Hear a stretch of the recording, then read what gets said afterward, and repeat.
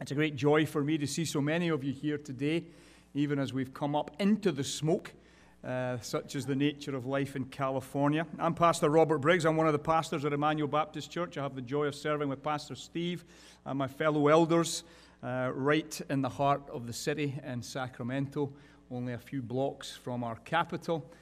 So pray for us. There's much to be done down there with regards to the gospel. It's great to have you at the 7th Sacramento Gospel Conference. Someone told me that there are about 64 churches represented. That seemed massively high to me, but I think that's the number that someone mentioned. So praise the Lord that there are so many have come together today for our conference. It's a great joy for me to meet Carl, but especially to meet Katrina. Carl's an Englishman, and that's a good thing, but his wife is Scottish. And that makes it far better. And he knew I was going to get him back today. I really liked his Union Jack socks yesterday, but he did crack a joke at the Scots, so I knew I'd have to get him back today. Hard to believe it, but we were having a bit of fun because we're both born in 1967, which makes that a vintage year. And we're actually only a week apart on our birthdays, so that was kind of funny too. We were having a bit of fun with that. But great joy to have Carl and Katrina with us. We're so thankful for his ministry over many years. We who are pastors have greatly benefited and continue to benefit from his books. And so we're very thankful for that and the goodness of God as he helps us at the coalface in ministry. Next year is going to get even better because we have a Scotsman, Lord willing, book to come. Next year, we're having Ian Hamilton, Lord willing. If you look at your little brochure, the save the date is there on page 13. The date will shift into September. We, Lord willing, hope to have Ian here for September the 10th and the 11th. The Sacramento Gospel Conference is the outgrowing of the Pastors' Fellowship that the Lord established back in 2006. In Sacramento as a result of the Philadelphia Conference on Reformed Theology. And there are many of us pastors in the city who have really been able to gather together to encourage one another. A number of my dear brothers are here, and we want to see genuine Catholicity of heart amongst true gospel-believing, preaching churches in our region, and we're very thankful for that. And so we do gather regularly for fellowship. If you're a pastor, and you're here today and you haven't been to our Pastors' Fellowship, but you're within striking distance of Sacramento, you can find out the details on page 16 of your brochure when we actually gather together. You'll notice there the core values and principles that we gather together around as servants of the Lord Jesus Christ. And we'd sure love to meet you. We'd love to encourage you. We'd love you to come along and join with us, that we can be praying for your church and encouraging you in the work of ministry in this great region that the Lord has placed us. Also want to just mention a couple of other important matters. We do love our books, as you know, and of the writing of books there is absolutely no end. And so of the selling of books, there is no end either. And we have a lot of them there. I noticed that some of you took Steve's words very seriously because by the time I got out there, the ones I wanted are gone. So that's good.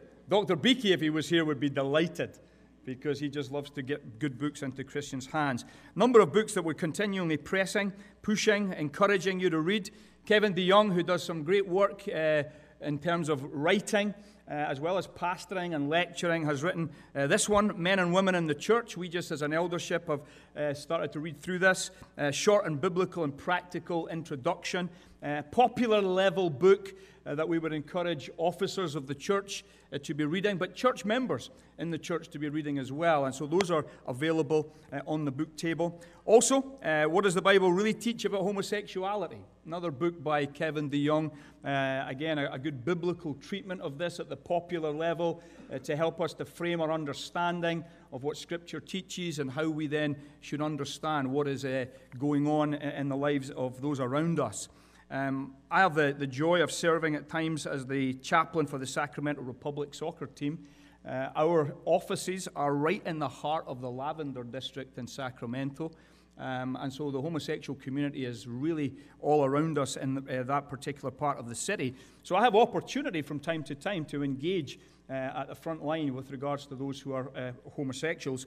This book here, The Secret Thoughts of an Unlikely Convert, An English professor's journey into Christian faith, the well-known book by Rosaria Butterfield, well worth reading in terms of just how to evangelize, how to reach those who are in need of the gospel. This testimony, I think, is well known amongst many of us with regards to how the Lord used a pastor to reach her with the Word of God in a very ironic way.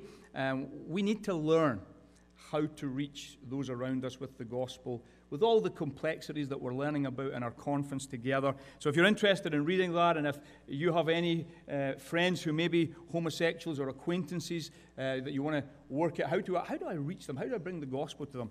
Read this. You'll find help in regards to the spirit with which we need to be working as gospel servants in our generation.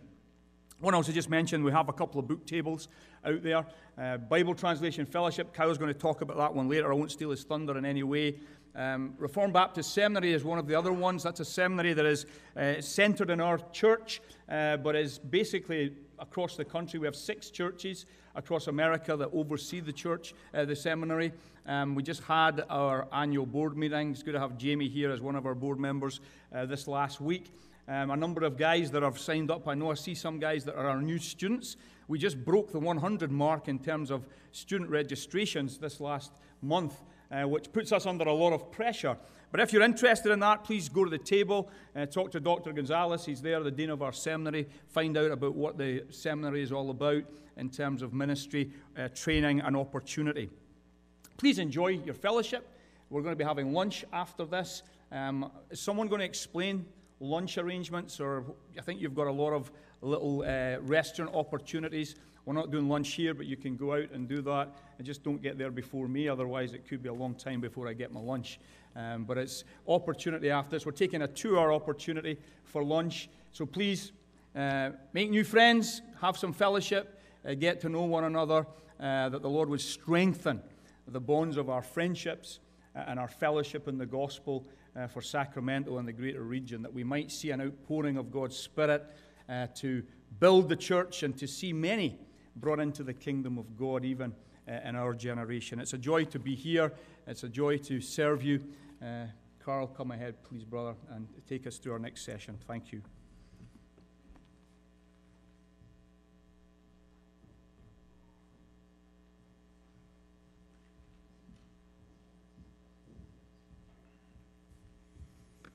So before the break, we got to the Romantics, and I talked about how in the Romantics we have this turn towards the inward, and we see we might say the cultural transmission and reinforcement of this insight that Rousseau represents, that human beings are constituted, or we might say are most authentic, to use the language I'm using here, most authentic, when we are able to outwardly express that which we feel inwardly. When you think about how the language of authenticity pervades common discourse today, that's the fingerprints of this kind of stuff. You know, what does it mean to be authentic? It means to be outwardly that which you are inwardly. And that's not entirely a bad thing. We have words for those who are not outwardly what they are inwardly. We call them hypocrites. On the other hand, it's not an entirely unqualified good thing either. Certainly, I was brought up at a time when self-restraint was considered to be a good thing. And that was very much the tenor of the kind of education I had at high school, grammar school, as we would call it back in the United Kingdom, where it was actually the subordination of the instincts and the desires of the self to what was seen as the greater institutional good that was considered to be important and appropriate. But if you hold on to that idea of authenticity as being the sort of the manifestation of this expressive individualist idea, and then you sort of feed that back to Rousseau, we might say that society is that which renders us inauthentic. It's society, by requiring that we act and behave in certain ways, renders ourselves inauthentic. Saw a little example of this just the other day. When we were in Utah, I switched on the local news in the morning. It's always interesting to see what's going on at grassroots or ground level when I travel, watch the local news, and there was a debate going on in a school district about school uniform. And the pushback against the idea of instituting a school uniform was very much sort of, we need to allow the kids to express themselves. I'm enough of a reactionary to say that's nonsense. Education is not about allowing kids to express themselves. Education is about turning kids into civilized members of society. And that involves crushing individuality to some degree. And uniform is a perfectly acceptable way of doing that.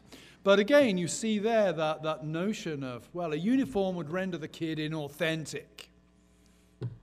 So society becomes what renders this inauthentic. And all along, the self, that fundamental sense of who you are, becomes psychologized.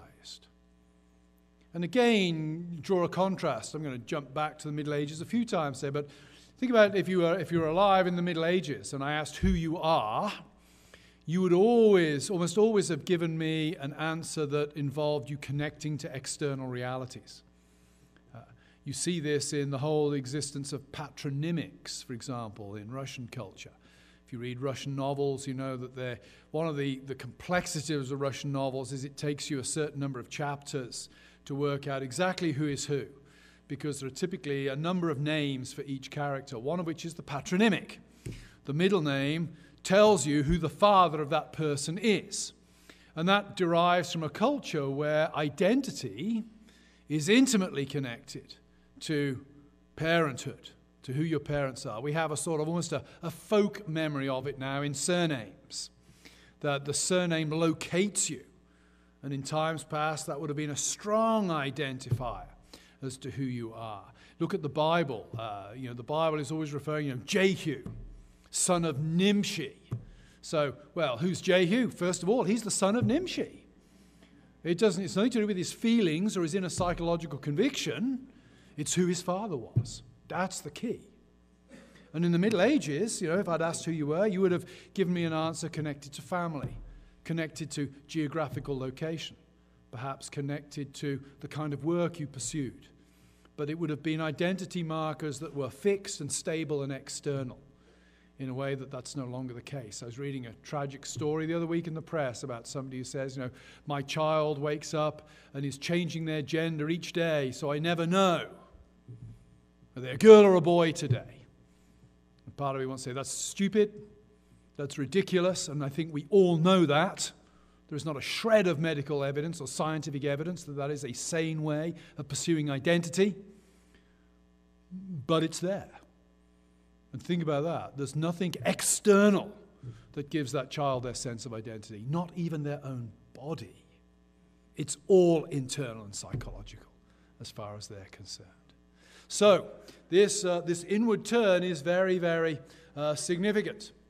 And as I say here, the corollary of the self becoming psychologized is that external social structures become problematic. Things that are seen to give you identity externally are seen to be imposing that identity upon you. In a trivial way, we see that in a school uniform. A school uniform imposes an identity on the child. In a more dramatic way, we see it in the trans moment. The body imposes an identity. And how dare the body impose an identity upon somebody if their feelings are going the other way, because the psychologized feelings have come to have such tremendous authority in the social imaginary of the world in which we now operate. And I haven't got time to engage with these figures in any great sense, but the other move that takes place, you have the psychologizing of the self. We also have what I would call the abolition of human nature, which finds different but brilliant expressions in the 19th century in the thinking of numerous thinkers. The three that I happen to pick on in my book are Nietzsche, Marx, and Darwin. They're three of the most interesting ones as far as I am concerned. They abolished the notion of human nature. You might say, well, surely they understood that human beings are human and we can't reproduce with rabbits or chickens or something like that. I would say, of course. These men are not idiots. And when they abolish human nature, they're not abolishing what we might call the biological reality of human nature, What they're really abolishing is what I would say is the moral reality of human nature. That the very fact that you were born a human does not impose transcendent moral requirements on you for your flourishing. And Nietzsche, I think, is the most brilliant exponent of this, where Nietzsche essentially says, if God is dead, we've killed him, and that means there is nothing beyond the individual to which we can appeal for ultimate moral truth. And that presents us with this challenge of creating it for ourselves. So by the time we reach the end of the 19th century, we have this distinct inward turn. The self becomes psychologized, and external moral structures, whether it's human nature, whether it's educational institution, whatever, are becoming increasingly problematic in the popular social imaginary. So the inward turn then, that's the first thing to grasp. Second thing is the sexual turn. The most potent debates, I think, in the public sphere today, well, they probably revolve around two centers. There's the racial and ethnic pole, and there's the sexual identity pole. And I think the way those two debates are constructed today actually have some interesting parallels. I don't intend to go into them in the lecture, but I don't think they're entirely separable. But how do we get to the point where sex becomes the most pressing public issue of the day? What certainly in Western society over recent centuries has been, we might say, the most private activity between people has become the most pressing public issue. Well, there are a variety of reasons, but one of them, I think, connects to a train of thought of which Sigmund Freud is the most brilliant and articulate exponent. And that is that Freud was a sort of an interesting child of the Romantics. He liked Rousseau in his great essay, Civilization, Its Discontents, I think one of the most brilliant essays of the 20th century. Freud quotes Rousseau. Freud agreed with the Romantics that it's that inner space that is most fundamental to who we are. That it is, if you like, our feelings that shape who we are. There's a sense in which we can acknowledge there's a lot of truth in that. What gets us out of bed in the morning is often the things we desire or the things we hate. Our passions are very, very important. What Freud did, though, was twofold. Freud darkens that inner space. Rousseau has this sort of rather, I would say, naive idea that, well, if society could just be made to get out of the way, or we could make society conform to the natural desires of the individual, everything would pan out just fine. That noble savage would emerge. Freud, I think, has a much more realistic understanding of human nature. For Freud, no, that inner space is dark. That inner space is not marked by empathy. That inner space is marked by deep, dark, destructive desires. That's who we are at our core. Sex and death, we might say, are the two big things that drive us.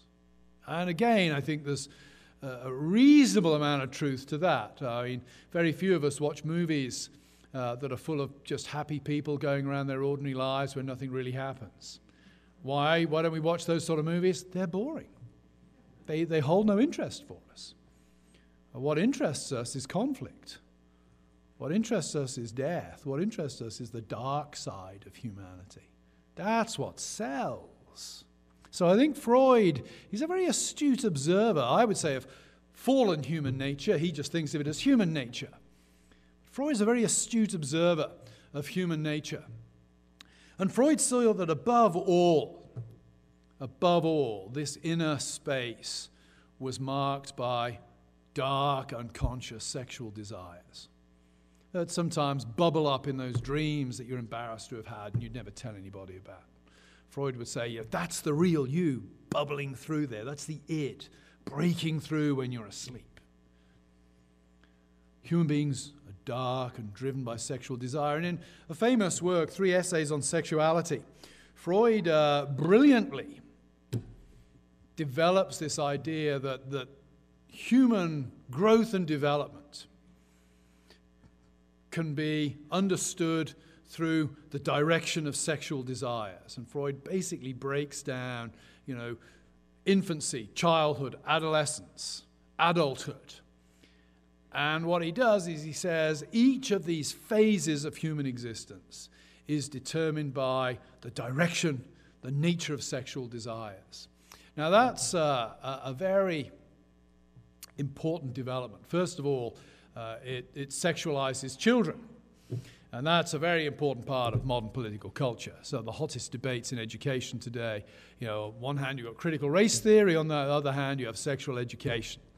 The sexualization of children is very dramatic and very, very important today. The example I gave early on of the trans issue in my own school district when I was living in outside Philadelphia would be a good example of that. By the way, this isn't to say that, often people who've not read Freud tend to think of Freud as a sort of liberal libertine. Freud is anything but. Freud thinks, we have these dark desires, and that's why it's important that they're repressed. Because if we let them rip, the world will collapse into chaos, rape and murder very, very quickly. Freud is an oddly conservative figure in some of the things that he articulates. But the key thing is he sexualizes human nature. And that brings me to the last point on this slide. Notice that what Freud does, it's revolutionary. Freud is the man who gives philosophical and conceptual articulation to the idea that sex is something you are, not something you do.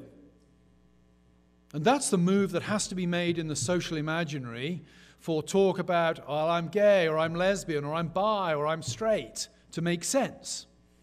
The very fact that I can use that language to you in this room, and it makes sense, whether you agree with the morality of the taxonomy or not, it yet makes sense to you, indicates that you live in a world where this Freudian insight has become part of the social imaginary.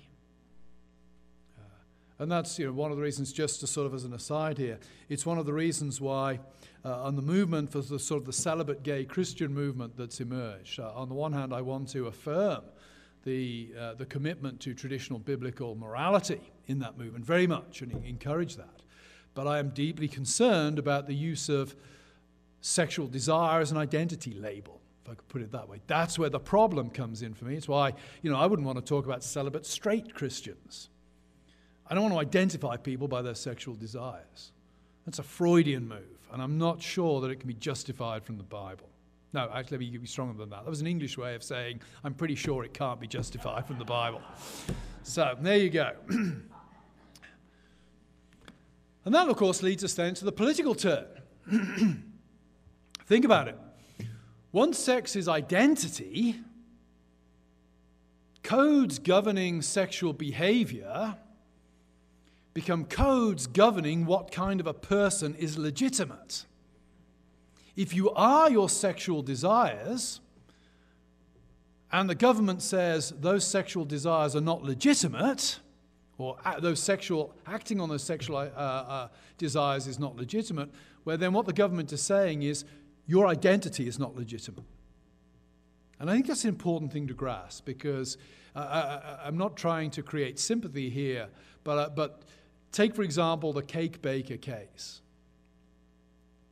When Jack Phillips is asked to bake a cake for a gay wedding, and he refuses to do so.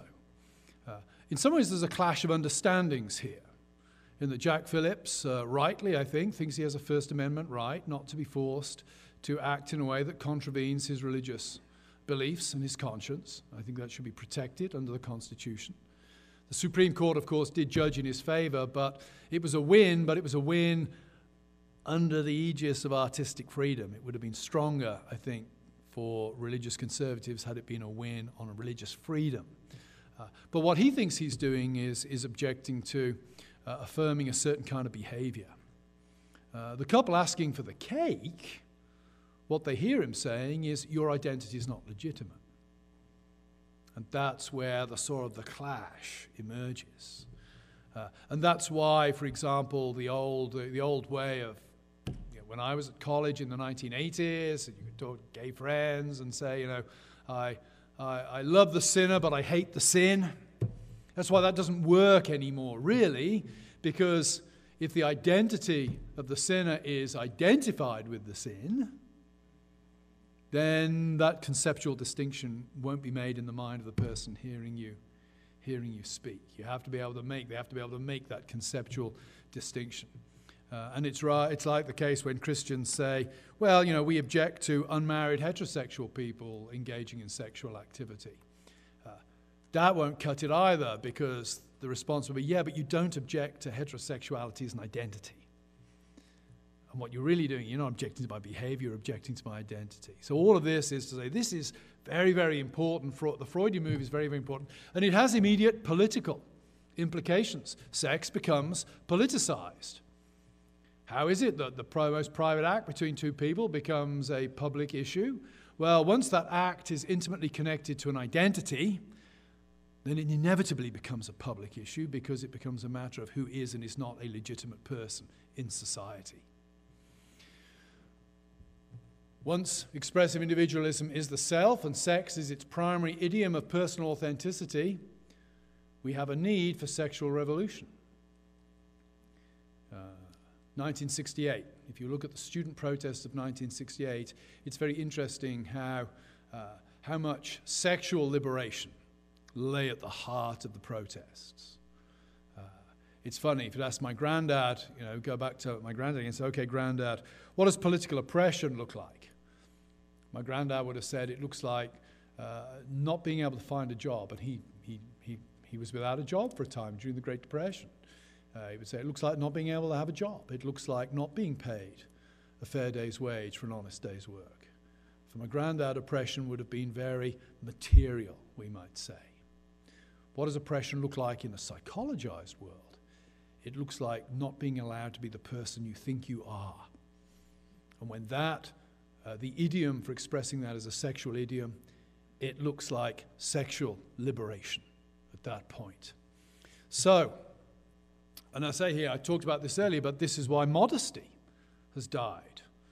Because debates about modesty, the very concept of modesty, assumes that certain people are not legitimate people. It's not a debate about skirt lengths or one-piece versus two-piece bathing suits. It's a debate about who's allowed to be a legitimate person and who isn't. You shouldn't really have that kind of debate today. As I say, it's no longer a legitimate concept whose boundaries are a matter of debate. It's inherently oppressive, because such limits are inherently oppressive. Of course, we do still limit sexual activity via the issue of consent, but here, just to sow some really disturbing thoughts in your mind. Consent does not enjoy... Well, first of all, consent is very, very complicated to define at law. One of the things that the hashtag #MeToo movement, I think, has rightly brought to the fore is, what does it mean? What does consent mean when you have a Hollywood mogul and an aspiring 20-year-old starlet looking for a job? What does consent mean in that sort of context? Secondly, consent enjoys no unassailable privilege in law. You might say, well, the thing that will stop us from descending into pedophilia, legitimizing pedophilia, is there has to be consent, and a child cannot give consent to this. Well, true. But we make children do a whole lot of things they don't consent to in society. We make them eat their greens. We make them go to bed at certain times. We may make them get vaccinated. There are all kinds of things which happen to our children to which they do not consent. Childhood consent is not unassailable. It's not absolute right under American law. Think about it. Think about it. If you have a sexual ethic built simply on the issue of consent, I would say you have no sexual ethic at all, or no stable and safe sexual ethic. What really keeps our sexual ethics in place is, for want of a better term, popular taste. And the trouble with popular taste is it changes over time. It changes over time. So anyway, just to stop you from sleeping well for the next month or two, I throw that in. The political term. But then, you say, yeah, but Trueman, this is all very intellectual stuff. My teenage daughter, my teenage son is wrestling with this, and They never read Nietzsche. They never read Freud. They never read Rousseau.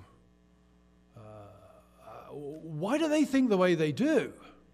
Well, they think the way they do because all of us actually have the way we imagine the world, that social imaginary, tilted, shaped, formed by non-intellectual factors.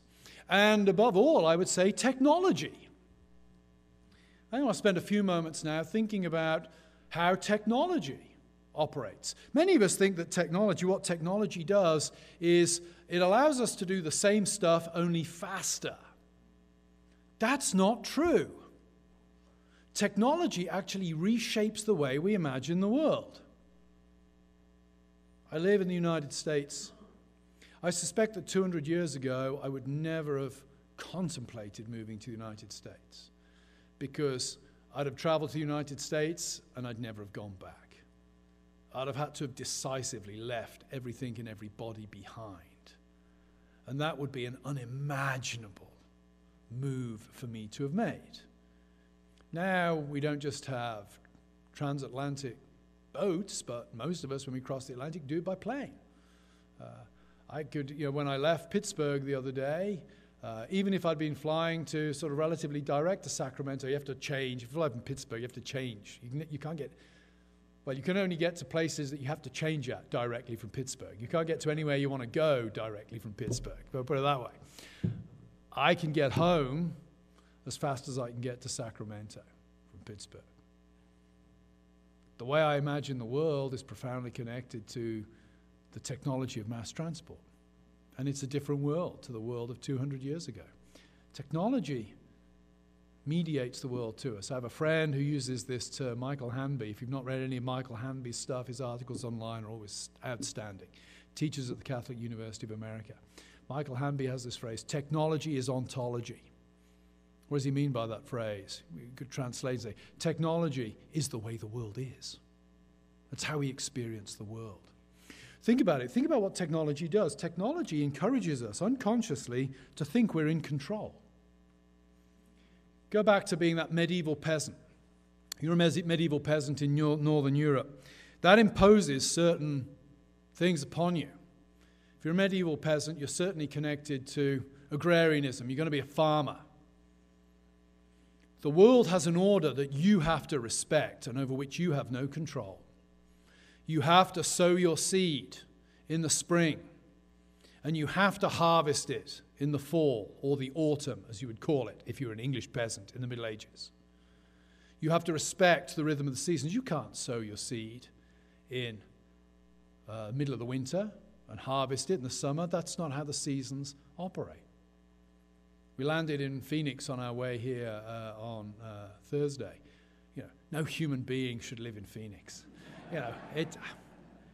It's just in the middle of the desert. And yet it's one of the fastest growing cities in the United States. How come human beings can live there? Technology, irrigation, air conditioning. It's now imaginable to live in the middle of the desert in a way that it wouldn't have been for anybody other than a Bedouin 200-300 years ago. And that feeds a sense of control.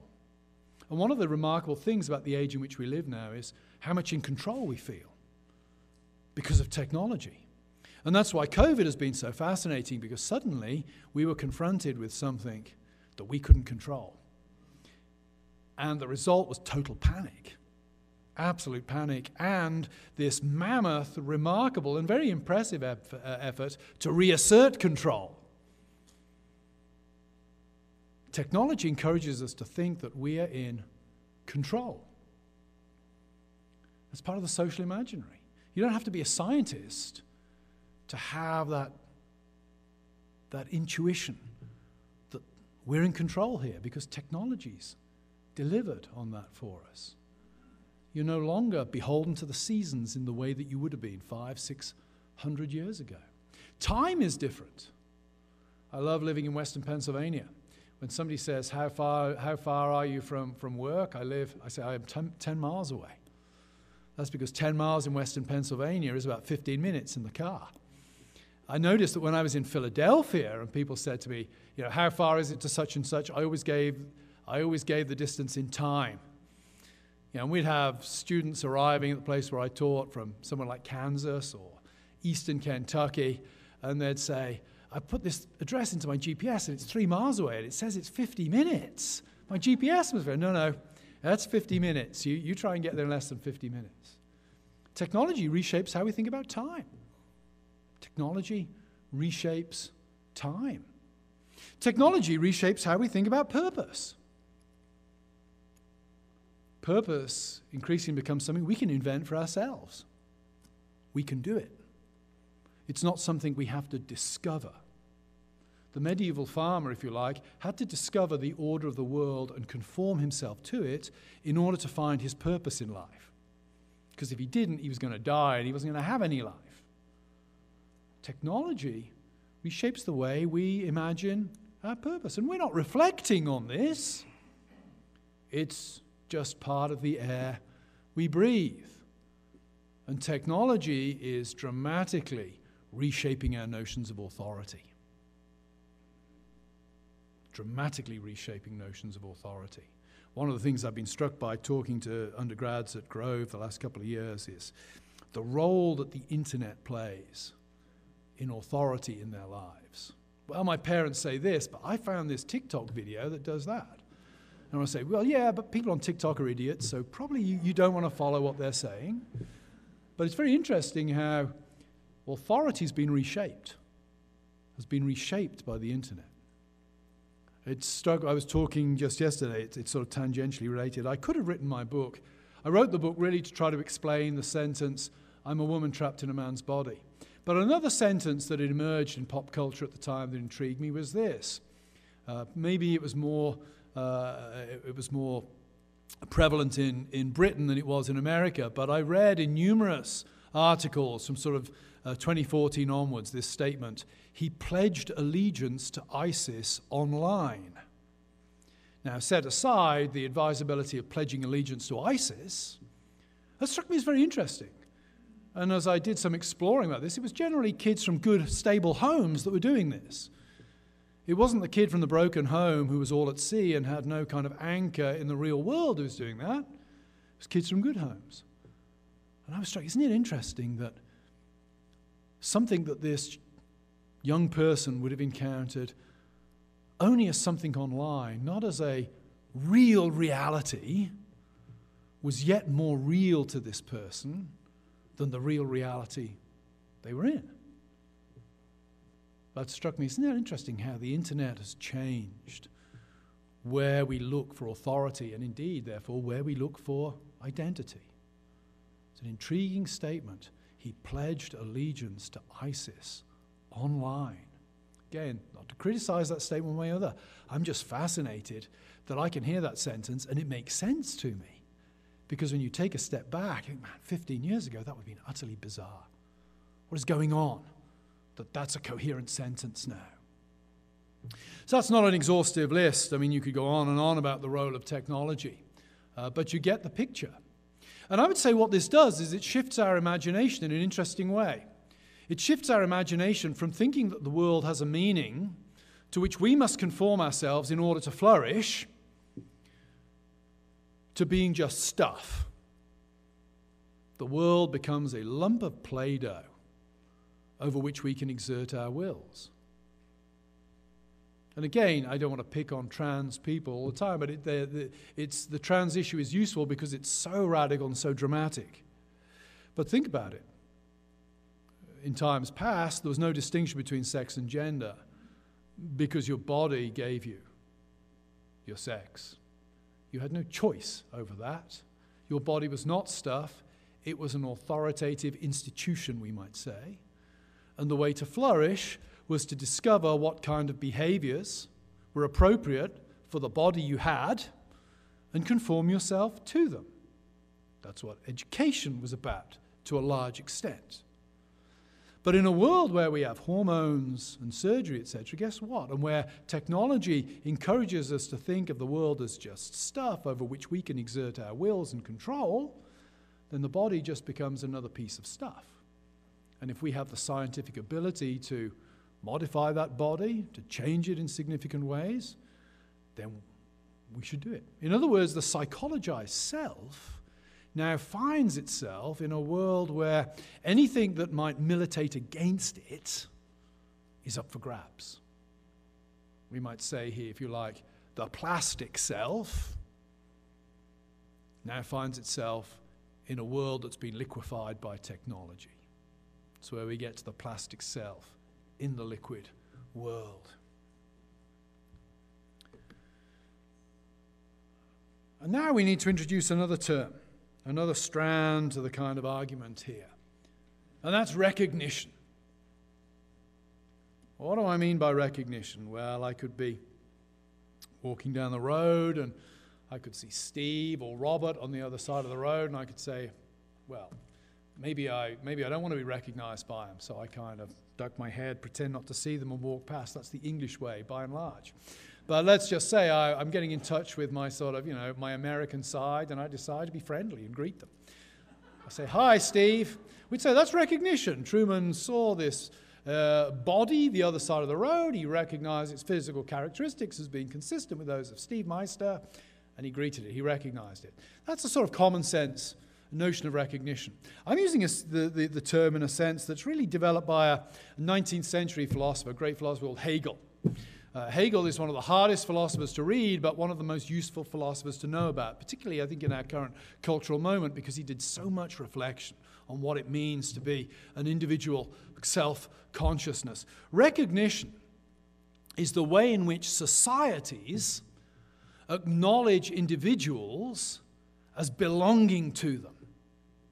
So it's a richer thing than simply saying, "Oh, it's Dave," or "It's Pete," or "It's Mike," or "It's Barbara."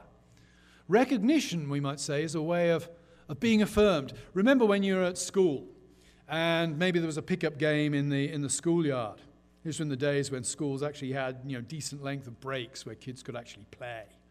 One thing I noticed when we moved to America is Americans seemed terrified about not scheduling every second of every day for the child, as if all of your children would run off and become serial killers if you weren't kind of policing them at every moment. But in my day, we had an hour and a quarter at lunchtime to go out and play football or rugby or cricket or whatever in the schoolyard. It was an all-boys school, so it was always boys' games we played. But you'd have a pickup game, and the two captains would pick somebody, and the first person that picked, we might say, would be the most recognized person, because the first pick was the one who was really affirmed as being a key player. That's the person I really want on my team.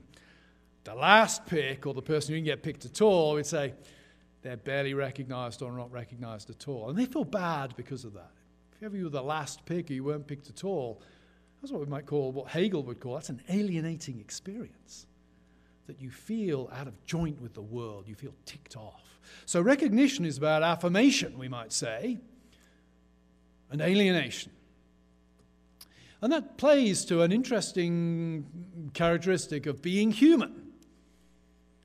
There are two things, I think, about being human that we all instinctively, or most of us instinctively, intuitively feel. We feel we're free. We make decisions that determine what we do in life. From the trivial, what do I have for breakfast, to the momentous, whom do I marry? Where do I live? What job do I take? We feel that those are free decisions. But the problem of being a human is that it's not enough to be free. We also like to belong.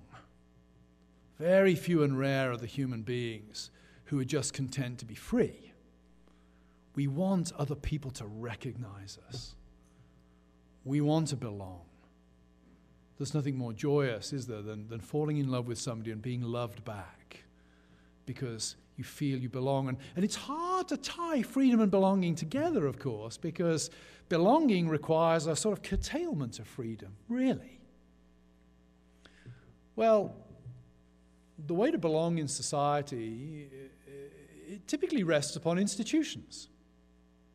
Traditionally, we might say those institutions fall into a number of categories. There's the family. The great thing about a family is, typically, it's where most of us are always recognized.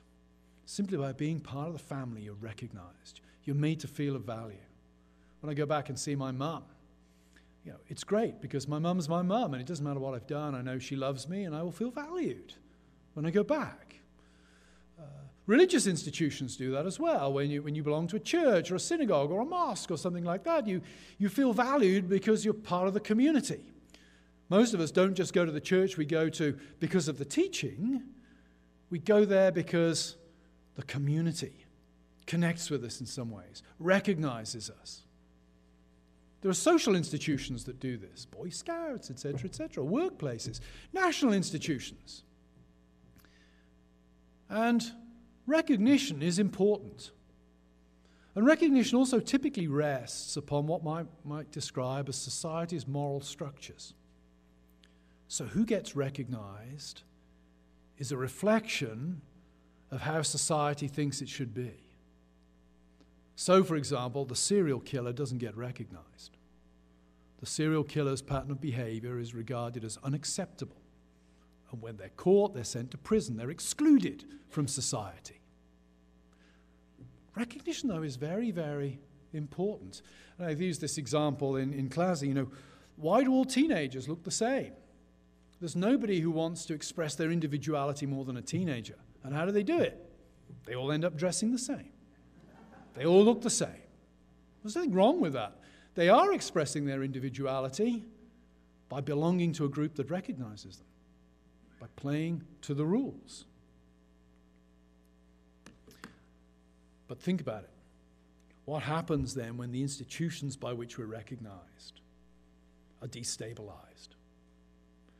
Technologies transform the nature of authority. One of the many things that is destabilizing the family is authority. Not just through, the thing we worry about often as Christians is kids looking at internet pornography. And that's a very legitimate concern and a very real problem within the church. But the problem's much bigger than that. The internet is wreaking havoc on traditional family authority. The institution of the family is being plunged into crisis by, among other things, the internet. And think about what that does to recognition. These kids still want to be recognized. They still want to belong, so what do? They pledge allegiance to things like ISIS online. There's this thing called social acceleration. I don't deal with it in the book because I've only started reading about it recently, but think about the Reformation. What happens at the Reformation is one of the ways that the Reformation is sort of driven is it's a technological revolution, the printing press. And guess what the printing press does? It changes the nature of authority in Europe. At the same time as well as we see production economies emerging. So the old agrarian economy, which was tied very much to the land and where power was tied to land ownership, starts to give way. Power shifts towards the merchant class, the middle class. And literacy becomes important for what's going on. It leads to 150 years of bloody social conflict in Europe. Because Europe is fundamentally destabilized by this transformation of authority. And it takes society 150 years, we might say, to assimilate the change and stabilize. Well, here's another thing that's going to keep you awake at night. We're living in the middle of another technological revolution. But what's happening now that is different to what happened in the 16th century is this. Technology is changing at a speed that society is not able to assimilate before the next change comes along. And that leads to this phenomenon of what sociologists call, social philosophers call, social acceleration, which means everything seems to be flying away from us. We can't get a handle on anything, and we have this feeling of vertigo and dizziness because everything seems to be changing all the time. Think about it. It's only 6 years since they discovered that gay marriage was protected by the Constitution. It's less than 15 years since President Obama had to distance himself from gay marriage in order to be electable. It's not that long ago since the state of California passed propositions relative to this. And yet it seems like a lifetime ago. I immigrated to the States in 2001. I do not live in the same nation. I do not recognize your nation as the nation I emigrated to in 2001. I never thought this First Amendment would start to look shaky. And yet now it's hard to imagine a time when it didn't look shaky. That's social acceleration.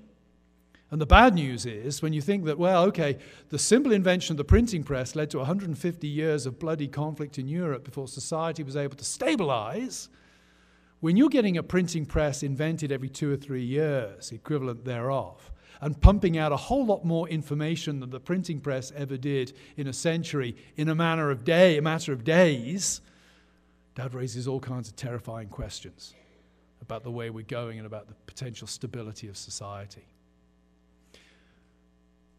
Religious institution, and what happens then is this. I think we have this identity vacuum. We have this highly psychologized notion of the self, and all of the external markers that we would typically grab hold of to provide some kind of stability and identity are disappearing.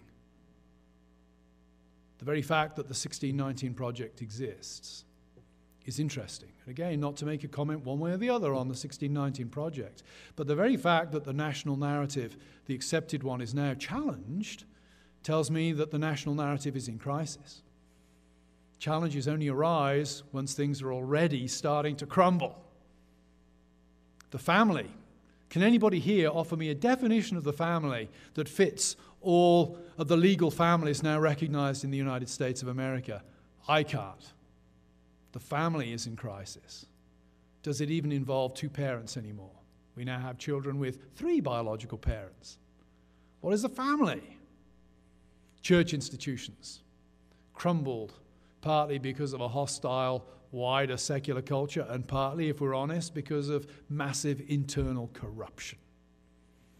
Church authority is in chaos and crisis. What does this do? It creates a generation of people in free fall, identity-wise. It's a perfect storm of destabilizing of identities. And what happens in such times is this. New identities start to fill the vacuum. Why is the LGBTQ movement so strong? It's filling a vacuum. The traditional forms of identity are seen or understood to have failed at this point. A new identity is emerging. One of the things that is most striking about Rosaria Butterfield's book is, the emphasis on community in the LGBTQ plus community. It gave her an identity. These people loved her and cared for her. They looked after each other. They had their own backs, we might say. We might disapprove of the way they live their lives, but they give homes and identities to people for whom traditional forms of that seem to be in crisis. All of this is not to approve of this at all, but say, this is why it's so powerful. Because there is no competitor on the market. And because we all still need to belong. That's a basic human desire. Religious traditionalists are in trouble at this point because what we have is weak gruel compared to the powerful forms of identity that the alternatives are presenting. We can also see this here. Well, perhaps we could revamp our institutions. Well, the problem is the fundamental philosophy of institutions has changed. Yuval Levine, A Time to Build, it's an amazing book. You should read it. Yuval Levine is one of the preeminent political philosophers in the United States at the moment and writes very, very accessibly. He's a conservative, he's an orthodox Jewish thinker. But he makes this point in this book. He says, institutions, under the impact of what I call the psychologized self or expressive individualism, institutions have changed their function. Institutions are no longer places for formation, they're platforms for performance. Used this anecdote just the other day, talking to the LDS. Said, when I was walking home from school, must be about 40 years ago now, in my school uniform, I had my shirt untucked one day. I always had my top button. I've never been able to wear a tie with the top button undone. That's slovenly. Just can't do that. Makes you look like some seedy policeman, plainclothes policeman. You do that. So I was walking home, and I was, by today's standards, remarkably smart. I wouldn't have worn sneakers, with a school uniform, or proper leather shoes, as I always do. But anyway, walking home, and my shirt's untucked, and the second master, the equivalent of the vice principal, stopped me. And he said, tuck your shirt in. You're bringing the name of the school into public disrepute. That was 40 years ago. Because his philosophy was, the institution's much bigger than you, sunshine. The institution doesn't represent you. You represent the institution. And, I could put this bluntly. Why did I go to school? I went to school to have my individuality crushed, to make me into a decent member of something bigger. When I graduated in 1988, I remember all the guys had to line up against the wall before we proceeded to graduate and raise our trousers by 3 inches, or our pants, as you would say, by 3 inches. That's an interesting confusion. Pants means underwear in Britain. I remember my first week in America, a woman had taken my wife shopping, and she bumped into me on campus and said, "Can you tell your wife the pants I bought fit really nicely?" I remember thinking, wow, American women are very kind of forward with the way they talk to men they've never met before. Of course, she meant trousers, and that's a relief. Thank goodness for that. I haven't come to an insane country after all. But we had to raise our pants by 3 inches because our socks all had to be black. And if I'd been wearing white socks or even light grey, guess what? I wouldn't have been allowed to graduate that day. And that would have been tough. But I knew the rules, and graduation was not about me expressing myself. It was about me joining the community of Cambridge graduates by behaving in the way that Cambridge graduates are expected to behave. I'm always amazed now at graduations how the kids, they do all these kind of crazy things with their hats, and that might even have been a criminal offense at my university. I don't know. But it's interesting that graduation has become an opportunity for self-expression rather than a denial of self in order to join something bigger. It goes to Yuval Levine's point. Institutions have become places of performance, not formation. That's going to be a problem in how we address LGBTQ stuff. The past has now become deemed to be oppressive and to be forgotten. And that's a polite way of saying repudiated. Notice also morality in this psychologized world has been replaced by technique and taste. One thing you can't do to combat the number of teen pregnancies. Well, first of all, you can't talk about illegitimate pregnancies because that's a judgment. Secondly, you can't teach about self-control because that would be oppressive.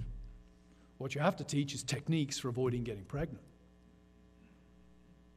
And notice the language of morality, and I say this again to the kids in class. I say, think about how you typically express what you think is right and wrong. Generally speaking, you don't say that's right or that's wrong. You say, that's offensive. That's hurtful. That's a tasteless comment. That's inappropriate. That's not language of right or wrong. That's language of emotional feeling and cultural taste that's being expressed. And again, if we're honest, I don't want to do the Pharisee, I thank you, Lord, I'm not like this undergraduate over here who uses aesthetic language. That's how we all typically talk these days. Man, that was offensive. I found that lecture to be offensive. I said to the students, the statement, Trueman is a bald guy with crooked teeth, is remarkably tasteless and very offensive, particularly to me. But it's true. It's true. It's interesting how right and wrong has disappeared from moral discourse and been replaced with the language of taste. And that conforms with a psychologized view of the self. Because that which is wrong is really that which is hurtful. It's that which is hurtful, which is deemed to be wrong. And I also want to say here, just as I close, new desires and frustrations emerge in this world.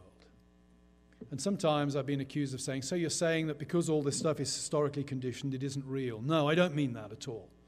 And I do this experiment in class. I pick on some kid in class and I'll say, give me a cell phone. Now hand me the cell phone and I say, okay, I'm not going to hand you your cell phone. I'm going to keep your cell phone for 6 weeks. How's that going to make you feel? And the blood drain at Grove, where students are very traditional and tend to think that teachers speak the truth all the time. The blood drains from the cheeks and they start to shake and sweat, and that's going to make me feel terrible. And I say, yeah, and it does make you feel really terrible.